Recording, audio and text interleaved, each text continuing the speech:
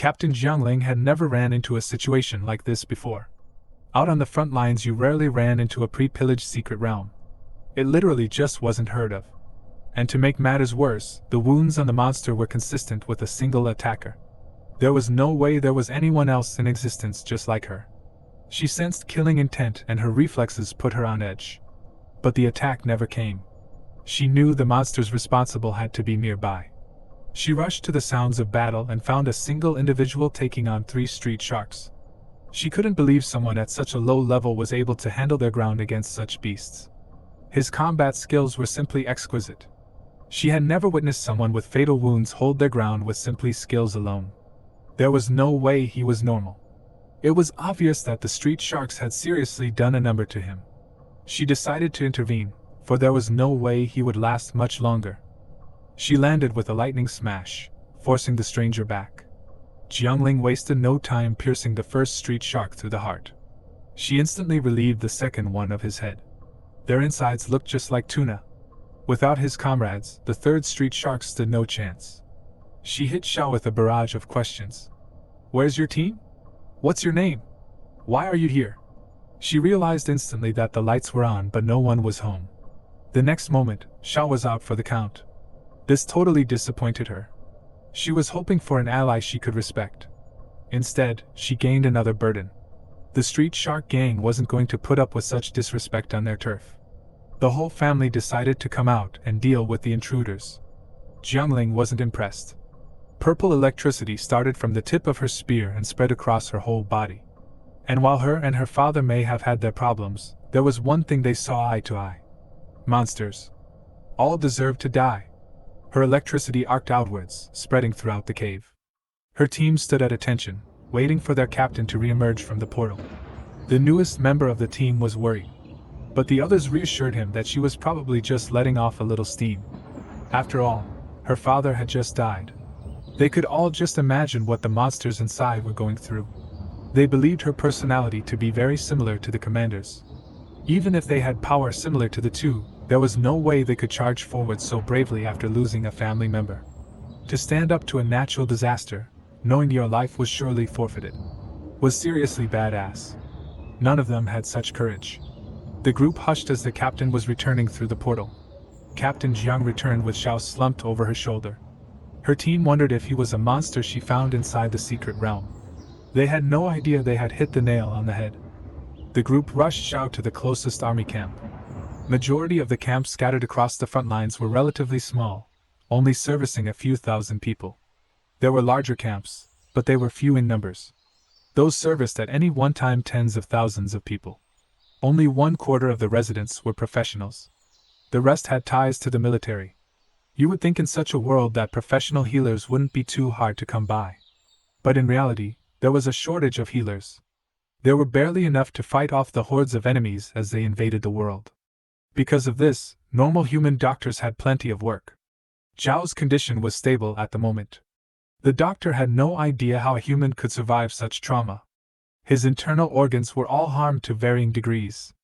Even a professional should have a hard time surviving such injuries. It turns out he seemed to have a passive healing ability, the likes of which the doctor had never seen before. All Captain Jiang heard was this low-level professional is seriously strong. They had no idea why his body was saturated with low levels of radiation. But such radiation explained the scars on his face. The hospital's plans were to cordon him off because said radiation. They had no doubt he would fully recover. Between his innate healing abilities and their care, he should be discharged very quickly. But Army Camp N3's Supreme Commander Liang Jingye tossed the hospital's plans right out the window. Xiao would return with them. There was no need for him to remain in the hospital. The Supreme Commander was Jiangling's mentor, and they wasted no time relocating to their headquarters. Back at the command post of Army Camp N3, the Supreme Commander began Jiangling's debriefing. They're fixing to start the usual bit where the Federation takes credit for Zhao's hard work. The central government was hard at work cleaning up the aftermath of the natural disaster of Day City. It was the consensus that because of the hard work of the Federation, the natural disaster as a whole ended on a good note. The world was still in mourning over the lives that were lost during the tragedy. There were quite a few soldiers who perished during the incident, and everyone felt the need to honor that sacrifice. Jiangling's father had died honorably. The Supreme Commander insisted that dying in battle was the highest honor for a warrior like them. One day, he too would perish in exactly the same way. He knew Jiangling was private, so he took it upon himself to block the media's attention towards her. They were eager to get their hands on the children of Commander Jiang. But the world would have to do without such closure. The Supreme Commander insisted that now was the time for Jiangling to lay down the grudges she held against her father. After growing to such a level, he knew she understood that the choices her father made those many years ago, even she would make in her current form. After all, her hatred was really against herself, not her father. As he left, he decided to drop her a few hints. Cough, cough. He insisted Jiangling would be wise to learn as much about fighting and combat from her new friend as she could. For someone who could control that sword had to be very interesting. She hit him with 50 questions, but all she received in return was a cough, cough. All she could do was wait for Xiao to wake up. But she wouldn't be waiting long. For he woke with a start. He had no idea where he was. He most definitely wasn't used to being in such a vulnerable situation. But it turns out he wasn't the one with the fear. Jiangling took a few steps back and brandished her spear. Never in her life had she been threatened by the presence of a single individual. Xiao did his best to ease her worries. He wasted no time pulling the ivy out of his arm. She felt his actions to be strange. He showed no interest in caring about where he was, or how he got there. He decided for her sake that he would dialogue with her a little. Which army camp is this? And 3. Are you the one who dragged me out of the secret realm? She introduced herself and expected him to reciprocate. He obliged her with his name. I'm Xiaoqiu. The news chose this time to irritate the both of them. The sudden disappearance of Mask is undoubtedly a display of irresponsibility. Mask relied on a large quantity of resources provided by the Federation to grow quickly, so he ought to repay the people of the Federation. If a calamity like the recent natural disaster occurs, Mask should be the first one there to suppress it. This is the only way he will ever live up to what the people of the Federation sacrificed for him. Yet Mask publicly turns his back on the outcome of the righteous trial held by the people of the Federation. And with this action throws the sacrifices of the Federation in all of our faces. Jiangling knew there was so much more you can gain from such a broadcast than the words spewing from the television. Someone was highly anxious, and was becoming seriously restless at the disappearance of the mask. She felt the mask was truly something special that the world didn't deserve. When he was present, the world threw all their problems at him. When he wasn't, the world treated him like a trash can, where all accountability was tossed. This army camp is my home, and you're welcome to stay while you recover. But I'm going to warn you now. If you pose any threat to my home, I will destroy you. If it came to it, I'm sure I can break your bones one by one. Xiao assured her that she was wrong. There was no chance that she would be able to beat him. This only excited her. She expected him to one day furnish her the opportunity to prove him wrong. She had wasted enough time making sure he was okay. It was time she got back to work. As she exited the room, her teammates went through the usual 50-question routine that their team seemed famous for. She responded, "Don't know." To each question they threw her away. And there are questions were absurd at best. But some were truly off the rails. This group seemed to be top-notch Gossip Girl material. The only question she had a sure answer to was his name. He's Xiaoqiu. Putting such a name in the Gossip Girl's hands was surely a bad idea. It wouldn't be long before this group figured out exactly who Xiao was. As they watched their captain go, they knew they would need to be on their best behavior over the next few days while she calmed down. There was no way any of them wanted her fury to blow up in their face. As Xiao exited the room, all he knew was that Jiangling mentioned that she was getting back to work. And he would bet all his money, which was none by the way, that she was headed to a secret realm. He looked to be in a terrible state, but in reality, his new heart was pounding with the anticipation of slaughtering monsters. He knew in his current state all he needed to do to recover was to absorb the vital energy of the monsters he'd kill. One of her teammates tried to warn him that he was being reckless. And besides, it was against the rules for him to enter a secret realm without a team. The others insisted that he let him go. If anyone wanted to deal with the secret realms, then by all means that person was a friend indeed. The Supreme Commander chose the perfect time to appear. The stickler for the rules thought the Supreme Commander would be on his side. He explained that he felt that most rules only led to the death of people. And he felt that rules were best when they served the populace. And there's no way you can disagree with me, the supreme commander of this army camp. The group snapped to attention. They were behind him fully. The stares between the supreme commander and Xiao surely had a deeper meaning. It was highly likely that the commander knew exactly who he was. He ordered Jiangling's group to split up. 2 of them should follow Xiao, and the rest would continue on with their captain. Jiangling waited patiently for her team. She was eager to get back to the battle. The half of the team that would continue accompanying her rushed to her side. They wasted no time informing her of the Supreme Commander's orders. "Captain, that guy you rescued has to have a mental disorder. He wanted to head straight back to a secret realm. We tried to stop him, but the Supreme Commander overheard our conversation. He agreed with him fully and sent the other 2 members of our team off to help the fellow." The 2 were deeply worried about the safety of their teammates. They had never met someone so desperate to run off to their demise. And there was a high chance that he would carry their team down with him. Jiangling reassured them that things weren't as it seemed, and that the guy she saved surely had his own intentions. "There is no way he's that good, Captain." "Captain? Are you listening?" It didn't take Xiao long to regret going along with the decision of the Supreme Commander. Jiangling's teammates were obsessed with their captain. The whole way, all he heard was, "Our captain has an affinity for lightning. Such power is passed down through her lineage. Her father was Commander Jiang. Yes, the very commander who sacrificed himself in Day City. Our captain became a professional at the age of 12.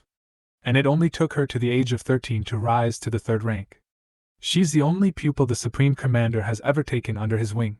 The mention of the Supreme Commander was the only thing that changed the conversation. They wanted to know what relationship Xiao had with the Supreme Commander. They were perplexed by why their Supreme Commander outfitted Xiao and allowed him to attack a secret realm. Xiao assured them they had absolutely no connections. The 2 had figured there was no way someone like Xiao had connections with their legendary commander. This set them off on another tangent. Their Supreme Commander is a living legend. He may look blind, but it's said that his eyesight is sharper than ordinary people. It's like he has echolocation. He could see in the dark, just like bats. Officially, their Supreme Commander is in the 8th rank. But everyone believes he had reached the 9th rank. But he keeps it to himself because the army camp is where he wants to be.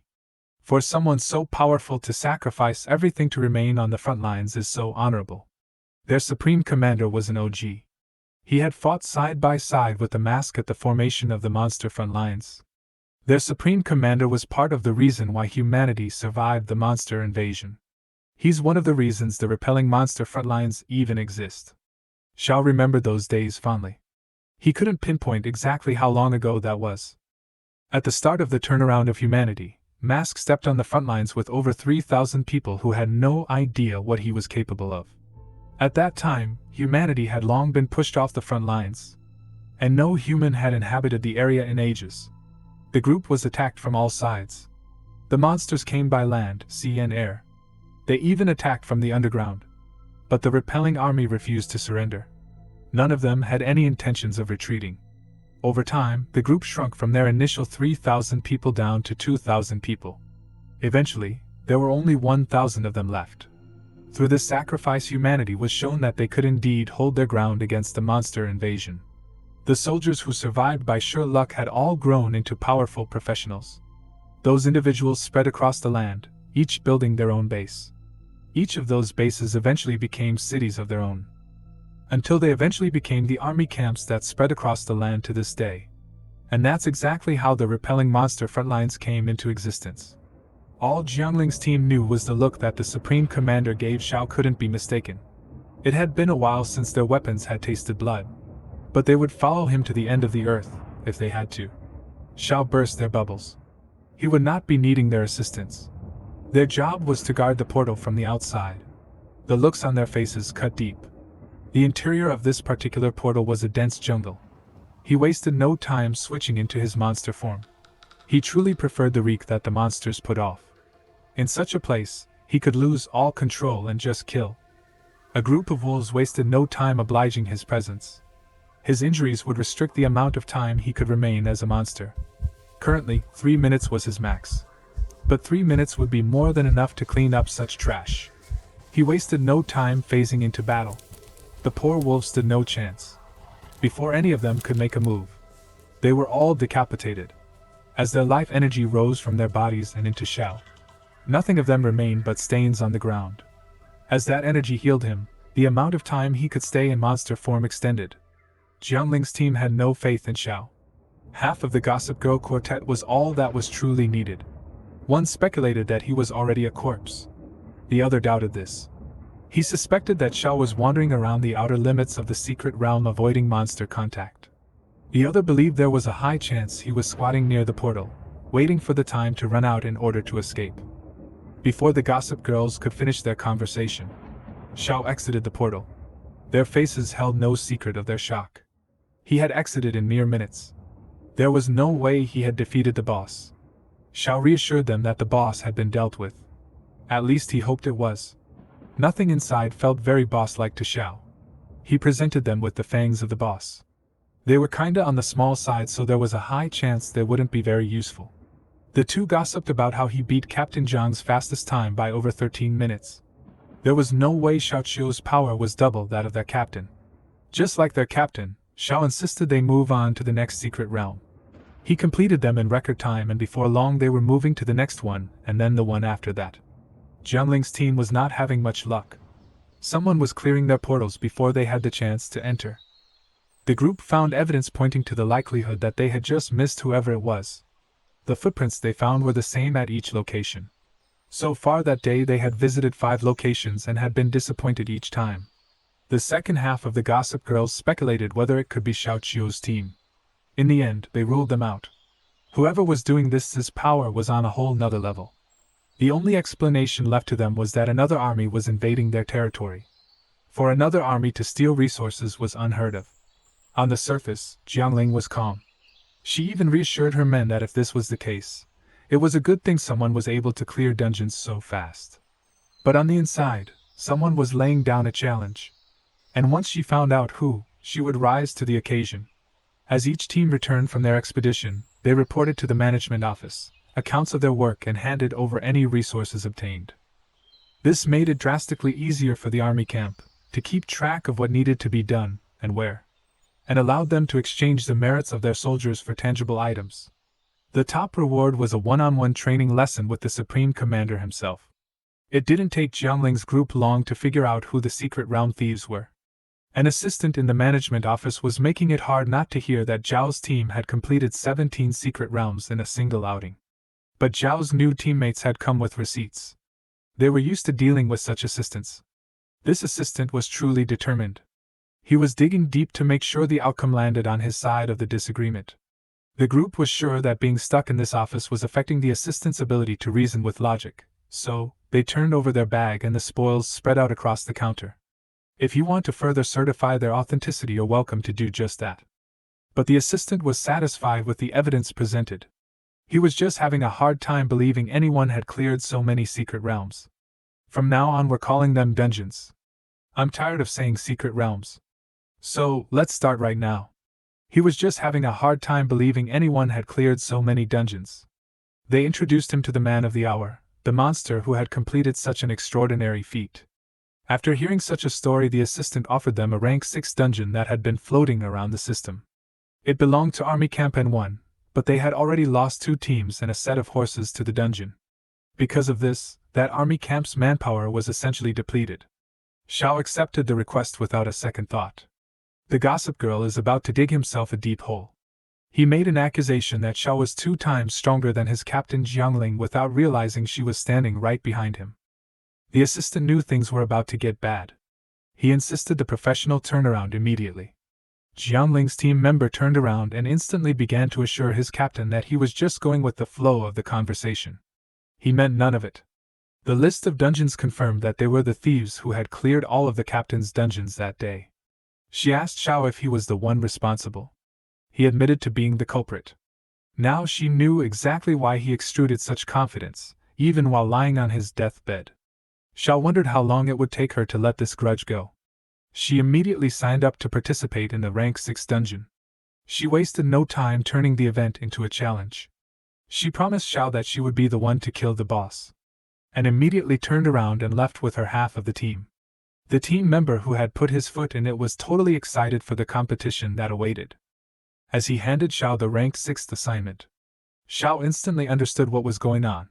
He knew exactly why the system had sent him here. In his other life, an incident had happened on the front lines after the second great obscenity was defeated. Unfortunately, his serious look and side profile reminded one of the gossip girls exactly where he remembered Xiao from. The gossip girl wasted no time doing exactly what he was good at. He went to the Supreme Commander and snitched immediately. He informed the commander that Xiao was the individual who had slaughtered a whole company in Day City. The Supreme Commander used logic to refute such claims. Day City was a long ways away. There was no way that the culprit, a person in custody, had made it to the monster-repelling front lines in such a short time. He assured the captain that originally he felt the same way.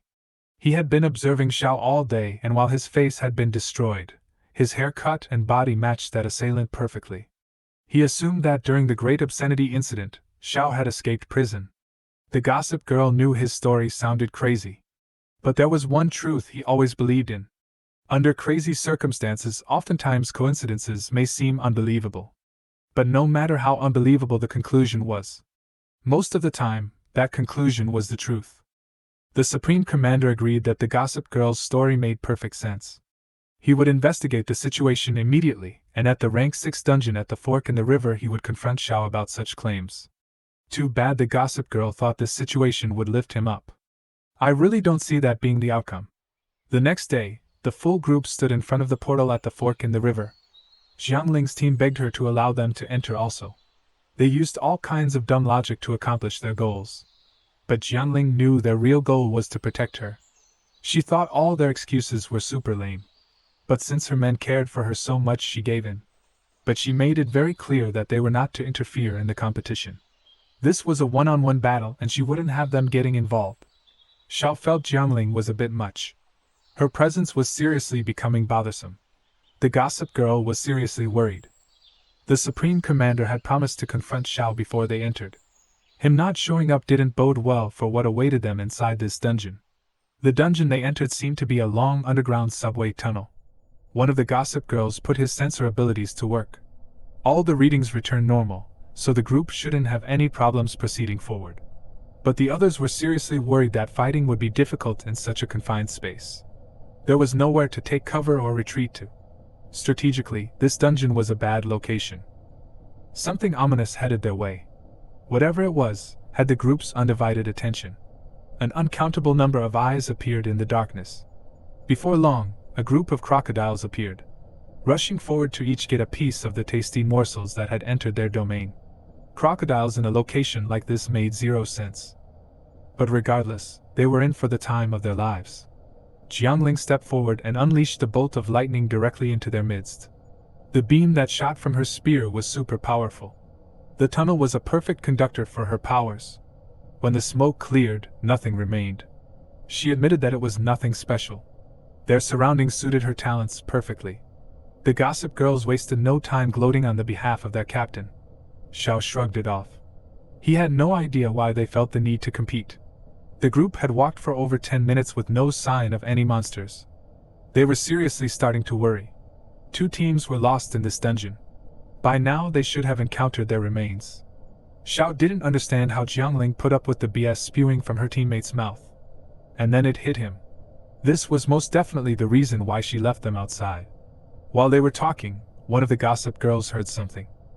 He immediately put his ear to the wall. Something was headed their way, and it was headed their way fast. A giant crocodile that could barely fit in the tunnel made its way to them. And this mama crocodile wasn't happy. Some of the gossip girls instantly showed their cowardice. They really should have stayed outside. Jiangling couldn't understand why they were scared. Upon closer examination, she realized that the monster had a fear aura. But such a trick was useless against her. She charged in, purple lightning sparking from the tip of her spear. Xiao felt it was time for him to make his presence known. He slammed his sword into the ground. At that very moment, Jiangling killed her crocodile with a single blow to the head. Her attention immediately turned to Xiao. How had she missed such a simple ambush? Xiao twisted his sword and pulled it from the ground. The crocodile burst to the ground in its death throes. Xiao watched on as the light faded from its eyes. All the gossip girls stood around, shocked. They had no idea such a cunning monster was underground. The one they saw with their eyes was simply the distraction. And if it wasn't for the person who henceforth they will refer to as Brother Xiao, they would all be dead.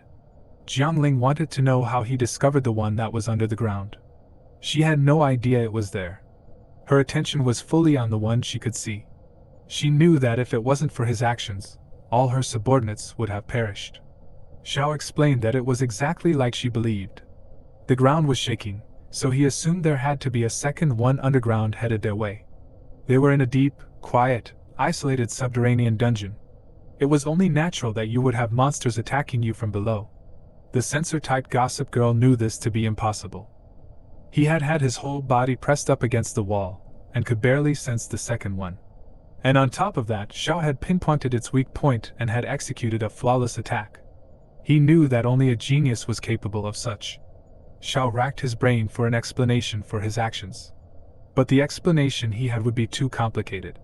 The truth was that the frequency generated by this kind of underground vibration is far more distinguishable than the one provoked by a demon god moving in the blink of an eye, which is capable of tearing through space. But there was no way he would be feeding them that line. The bald-headed gossip girl could care less. They had defeated the two bosses and he was simply ecstatic.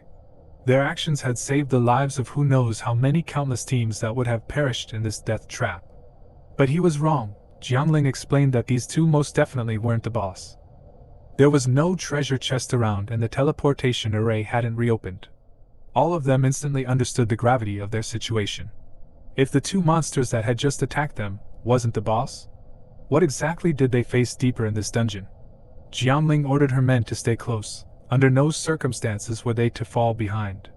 All of them had long faces. They really hated burdening their captain. As she walked away, she reassured them that they should straighten up. This is only what you expected when one was part of a team. Her words alone deepened all of their bonds. At the end of the tunnel was an ominous door. Nothing good could be awaiting them on the other side. Jiangling ordered that her and Xiao would enter, and her team would wait outside.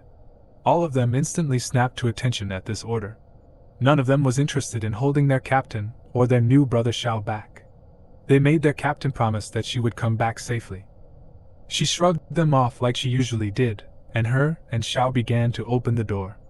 Dust obscured the entrance as the two walked in. As soon as the two stepped through, the door slammed down behind them.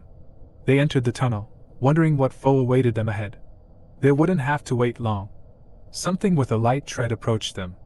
A humanoid crocodile stepped forward. They both knew that the more a monster appeared as a human, the higher the danger would be. The crocodilian wanted to fight, and he wanted to fight now. Jiangling wouldn't disappoint. She headed in at a full charge. Lightning spear at the ready. She hated being underestimated, and for that, this crocodilian would pay. Xiao was impressed. At that angle, if the boss bit down on her spear, it would be pierced through. That was unless it used his hands to deflect the blow. And to Jiangling's surprise, the crocodilian grabbed her spear out the air and slung her against the ground. Xiao was impressed the crocodilian had one-upped his expectation. Jiangling was forced to use her ace in the hole. She pointed her pistol at her foe's face and released a lightning beam that removed half of the creature's entire upper half. But the situation was about to get very interesting. But before that, Xiao wondered if her fighting style always involved such risks. She explained that there was no other way to gain results in life. He agreed. Shocking her, for most people would preach on about how life was sacred and you should cherish it. But upon examining the corpse, Jiangling discovered that the humanoid monster was actually a human. The person inside the beast was named Christian. He was a level 6 professional stationed in the N1 army camp. His team was the first to disappear. How in the world did he become a monster? This dungeon was a nightmare, and she was determined to get to the bottom of it. A group of what she could only assume was other professionals headed in their direction. They spewed cool words about how Jiangling would take the ones on the left. And Xiao replied, "Leave the ones on the right to me." The two dashed forward, ready to put a beat down on. Jiangling leaped into the air, building the momentum needed to come crashing to the ground with a devastating blow that caused all the crocodilians to lose their footing. She immediately followed up with a devastating spin attack that took 4 of her foes out with a single hit. A crocodilian used this opportunity to launch a sneak attack in her blind spot. But Jiangling was no slouch. She blocked his blow and stabbed him through the gut, as purple lightning bolts rained down all around her. Her attacks were seriously devastating. The former human professionals had gained great strength and agility from becoming monsters. But the side effect of losing their intelligence countered all gains. In the end, they were just harmless monsters. Jiangling noticed that Xiao was taking just a tad bit longer to finish his enemies. As she glanced over, he was taking the head off of one particular crocodilian, while dodging a blow from behind from another. He wasted no time finishing his second foe as he turned around and unleashed a barrage to bring his battle to a conclusion. Jiangling was meticulous when it came to her job. She had verified that every single one of the crocodilians they had just slain were each one of the missing professionals from Army Camp N1. The remaining crocodilians guarded an altar, their ancient and primal instincts urging them to protect the sacred space. Jiangling understood that there was a high chance that they were going to summon something deadly. The crocodilians wasted no time praying to whatever god they saw fit to worship. Jiangling wondered if it was worth it to let them finish summoning whatever creature they were trying to bring forth. But as the ominous aura radiated from the center pillar of the altar, the eyes that appeared in the air made her decision for her. She hated anything that caused her to hesitate, so she dashed forward, launching her spear through the crocodilians, causing the ritual to end. Xiao knew exactly what the presence was. For after all, it had eyes only for him. The crocodilians were trying to summon a demon god from the void. Xiao was sure you could call them old acquaintances. Or maybe, since this was a different life, they had never met. The two groups rendezvoused outside the dungeon. The gossip girls wasted no time praising their captain. But now they had praise for their new big brother Xiao also. They were truly the cheerleaders they feared they would become. The group wanted to know how big the boss was. Was it a fearsome foe? But their captain shot them down. She had no time for idle chatter. Getting the new intel back to the Supreme Commander as fast as possible was of the utmost priority. Her team was seriously puzzled by what could have happened inside the dungeon. The Supreme Commander wasted no time making his presence known. The snitch was ecstatic. This was going to propel him to greater heights. But the newbie wondered why the Supreme Commander had brought a full law enforcement team.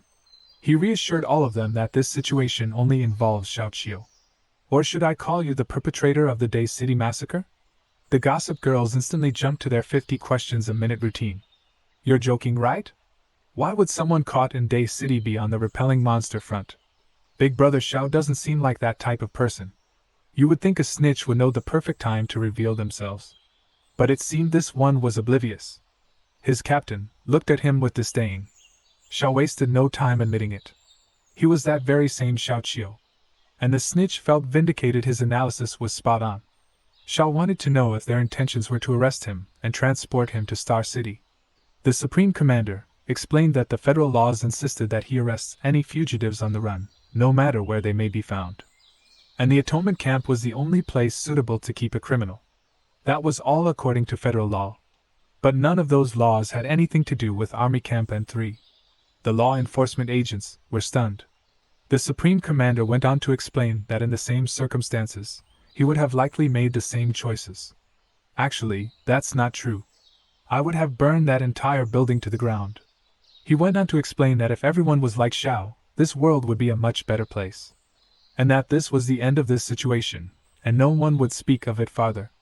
Otherwise, he would have to invite Xiao to leave his army camp. Jiangling asked her mentor for a sidebar. Her teammates wondered what was going on. They had never seen her so anxious. They could ask Xiao, but after what one of their teammates had just done to him, they thought better of it. Jiangling explained what had come of all the team members who had perished in the dungeon. And above all else, she relayed the information about the altar with the ominous presence.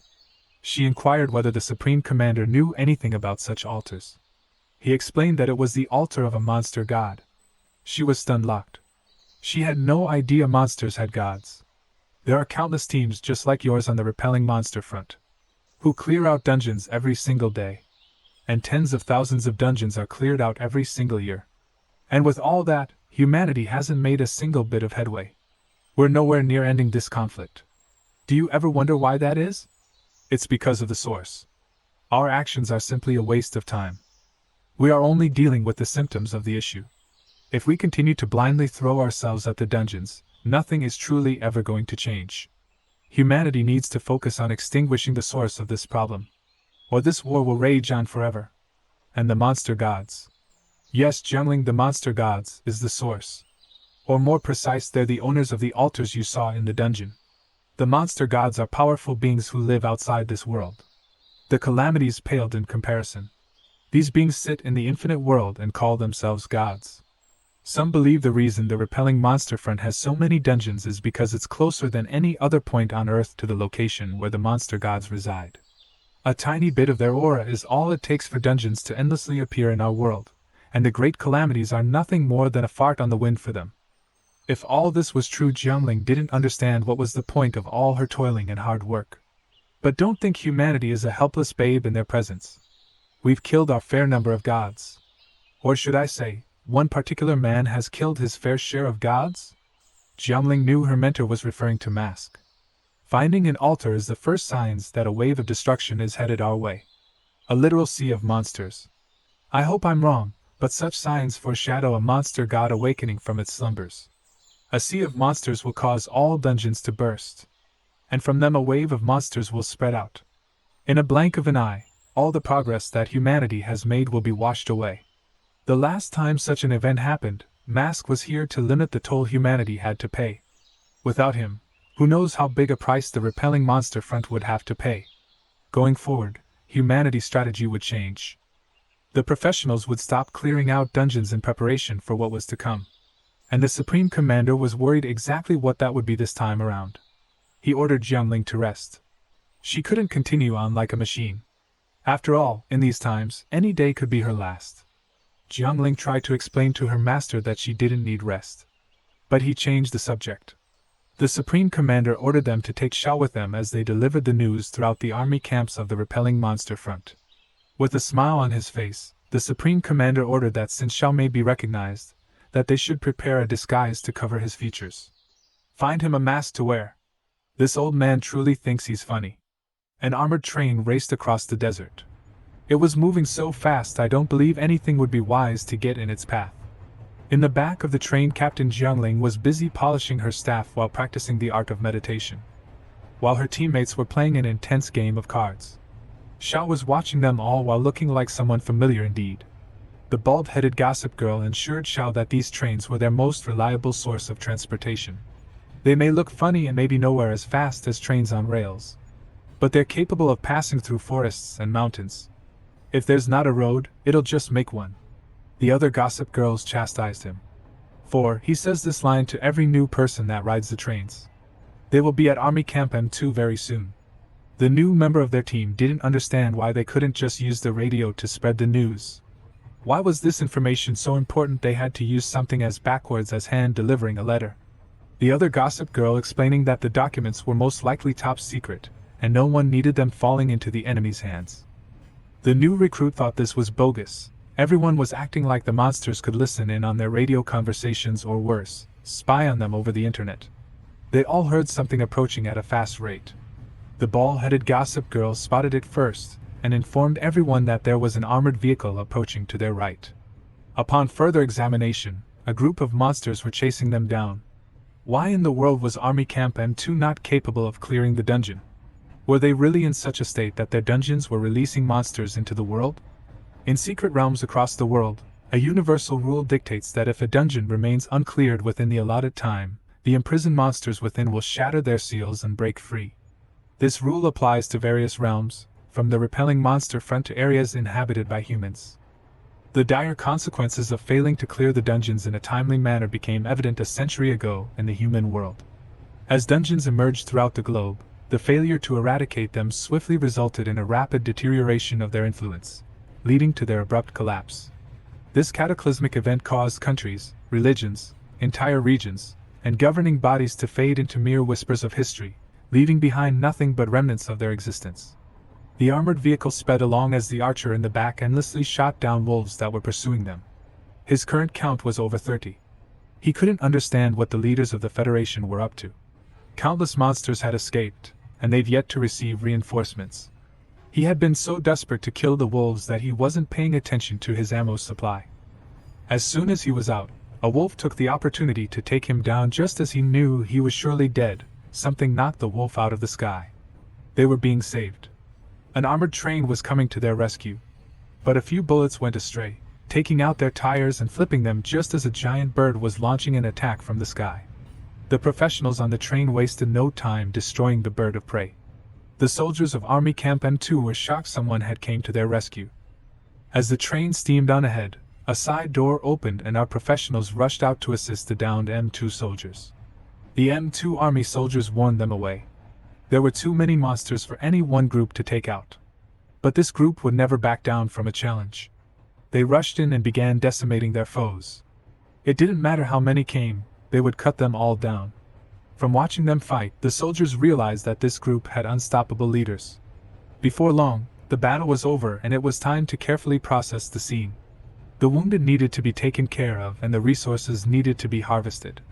The soldiers made their way over to their saviors. They knew exactly who they were dealing with, as the captain's reputation preceded her.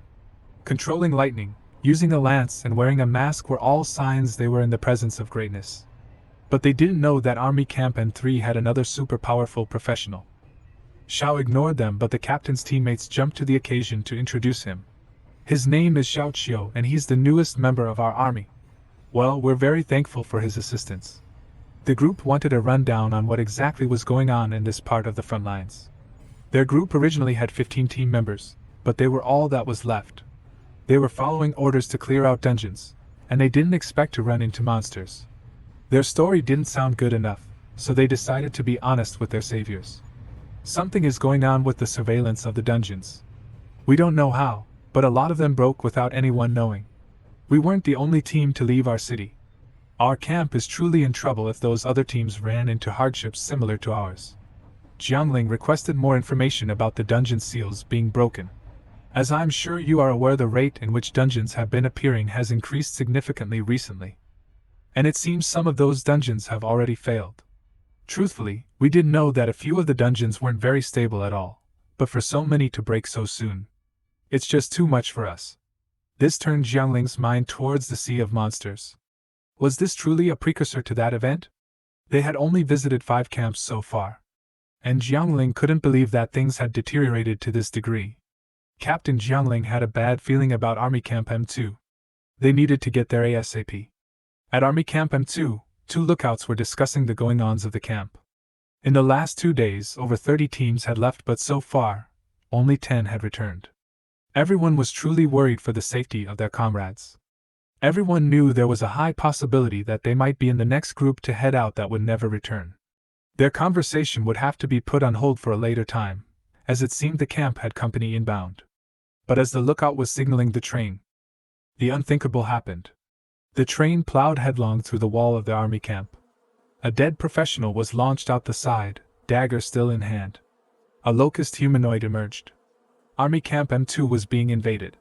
A horde of beasts rushed out of the cargo hold and immediately attacked anything in sight. It was literally a plague of locusts.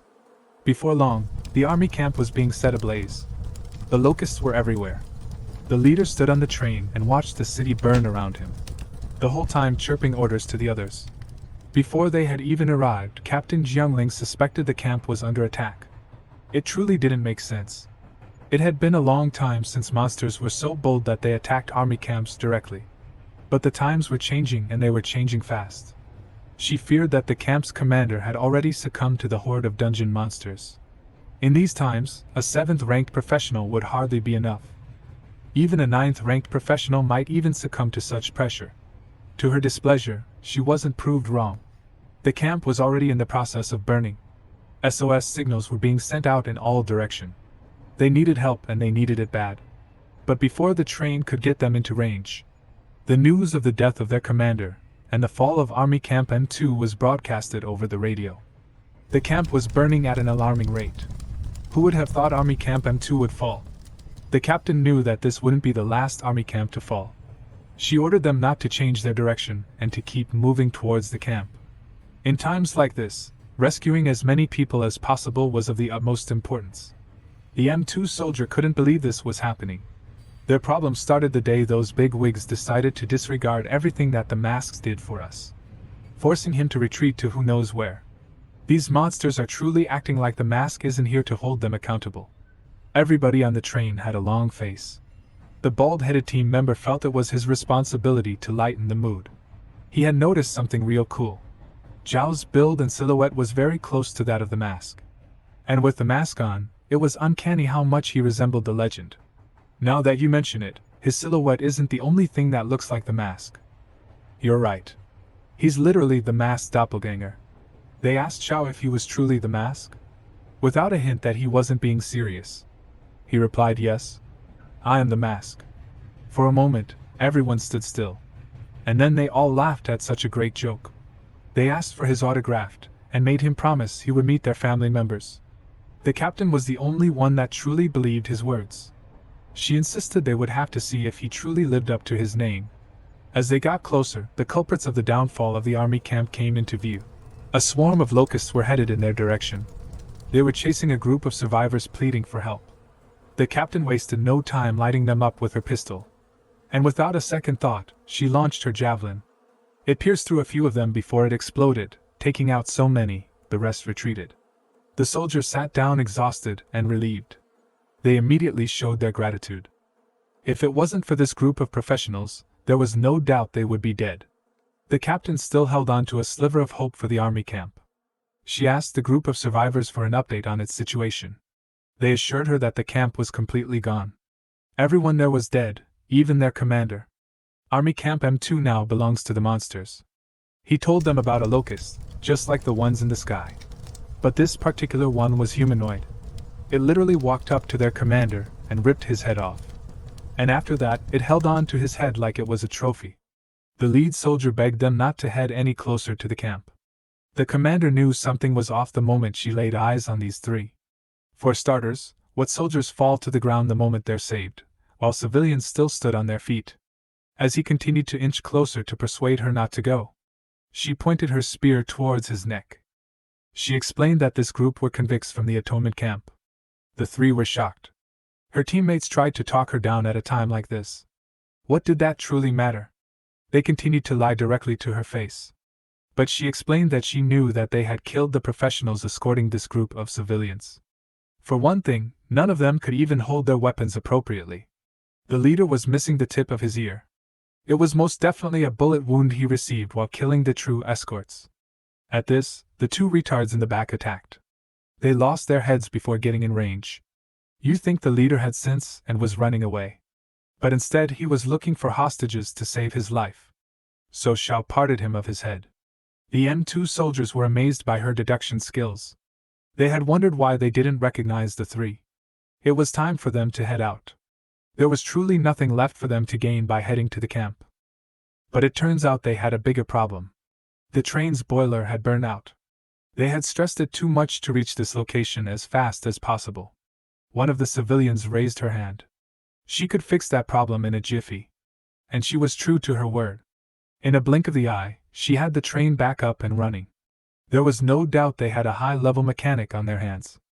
But she explained that she was only a student and all of them were the true high-level individuals here.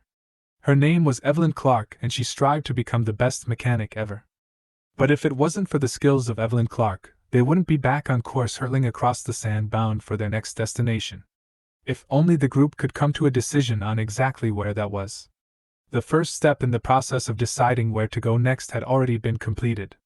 Everyone had fully given up on Army Camp M2. There was nothing left there but death. The more distance they put between them and it, the safer they all would be. They had two choices moving forward. Their best options were Army Camps L4 or Y5. The closest camp also turned out to be the one with the higher risk. The survivors on board the train insisted the monsters had launched their attack from the direction of Army Camp L4. In order for them to make it to that particular army camp, they will have to pass near the north gate of M2. Such a risk was just too high. So the consensus was instead of traveling 2 days to L4, they would attempt a 5-day journey to Y5. Xiao was fully against this plan. He insisted they should head to Army Camp L4. But the person who made the final decision turned out to be none other than Evelyn Clark. She informed everybody that the train only had enough fuel to travel for 2 days. And with that, their destination was determined. And they would have to take the risk that came with it. For running out of gas on the repelling monster front was tantamount to death. Xiao was waiting for the questioning brigade to come interrogate him. They would want to know why he insisted that they steer clear of Y5. Jiangling arrived precisely as he had foreseen. Xiao was a warrior, not a mechanic, so being aware of the train's fuel shortage was beyond his scope. Jiangling yearned to understand the rationale behind his choice. According to his memories from his previous life, the Y area marked the initial downfall, followed by vast stretches of land progressively disconnecting from the outside world, one after another. Despite his swift arrival, he couldn't rescue the Y area, for it had already succumbed entirely, transforming into a nightmarish playground. But seeing as he wasn't interested in answering, she changed the subject. Her father had been his arresting officer. She was truly curious what type of person he was. Righteous. He was truly righteous. His words aligned perfectly with what she'd been able to piece together about him. Army Camp M2 was a disaster zone. The locusts wasted no time burning it to the ground and consuming any and everything that was edible. The humanoid locusts' underlings were relentless. If he didn't teach them manners, who would? As he read his paper, signs of humanity came to his ear. Captain Jiangling's train was not doing a good job being discreet. The Locust King wasted no time. He charged his body. A blue glow radiated across his entire being. And with all his might, he shot into the air. He couldn't stand the existence of humans and would destroy them at all costs. The full swarm took to the air, leaving behind the wreckage of Army Camp M2. All the civilians were worried. This would be the most crucial point in their journey. The professionals did their best to reassure them, but truthfully it was little comfort. The locust swarm was so dense that one of the professionals mistook it for smoke rising from the destroyed city of M2. But the civilians had seen that swarm firsthand. And to their eyes, it was nothing but death. And worst of all, the Locust King was among them. Captain Jiangling knew her skill level in and out. And if M2's commander couldn't take down this monster, what exactly was her chances? If they didn't take this thing down, no one would be making it safely to Army Camp L4. As she stared out towards the Locust King, hatred for all monsters radiated throughout her body. But she wasn't the only one who felt such hatred. The Locust King was disgusted by the mere sight of humans, and would destroy all of humanity. He reached out to one of his underlings and relieved it of his leg.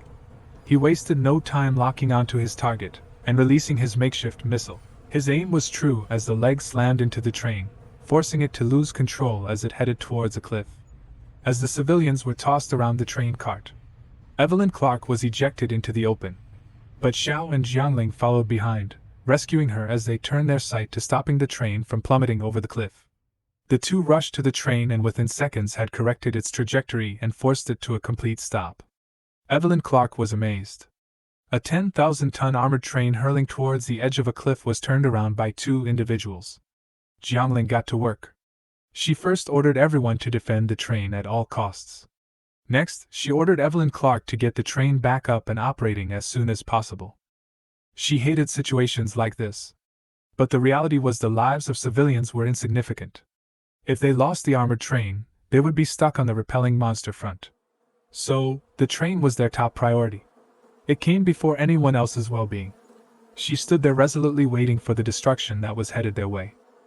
She threw her spear into the midst of the swarm, lightning arcing from it as it hurtled across the sky. When it reached its pinnacle, it exploded like a firework, sending its sparks in all directions. Not a single locust within its radius was left alive. She shot into the sky, retrieving her spear, and began to decimate anything in her path.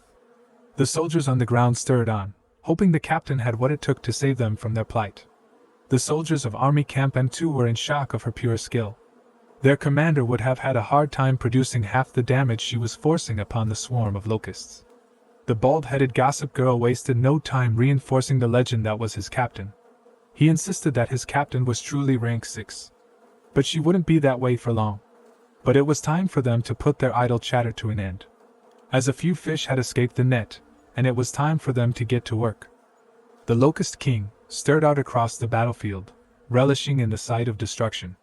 It was now time for the battle to start in earnest. Jiangling blasted from the ground and forced her spear through the center of the locust's head. Its speed was so fast that she simply phased through. What she perceived to be her target was simply an afterimage it left in its wake. The Locust King proceeded to demonstrate exactly what she was up against, finishing with a blow that sent her flying to the ground. She crashed into the ground with such force that a crater rippled outwards from her point of contact. The Locust King wasted no time diving in to finish what he started. His hands shifted into a scythe as he attacked with full force. Jiangling raised her spear in time to block the blow. But it wasn't enough as his sickle slipped across her spear, inching its way towards her skull. Fast duds could be heard headed in her direction. Xiao burst in, his impact so great it sent the Locust King flying through a grove of trees. He reassured Jiangling that he had everything under control and that she should head back to protect the train. There was no way she would ever forgive him if he died on her. The Locust King slid to a stop in the center of the grove. As Xiao casually walked into the clearing, the Locust King informed him that he radiated their scent. Xiao informed him that he was neither a human nor a monster, but he guessed it would be more fitting to use the term monster when describing him. Xiao was seriously tired of being trapped in his human form. Both him and Blood Raven had been longing to unleash their true power. Zhao's presence struck fear in the heart of the Locust King. That fear forced it to initiate the first attack. The ground rippled from the impact, forcing boulders up and outwards. When the smoke cleared, Xiao had simply ate the blow. He started to worry that his opponent wouldn't live up to his expectations. The Locust King stepped back and launched a second attack in his direction. Xiao caught the blow in his hand and informed the Locust King that it was his turn to do the punching. I hope you enjoyed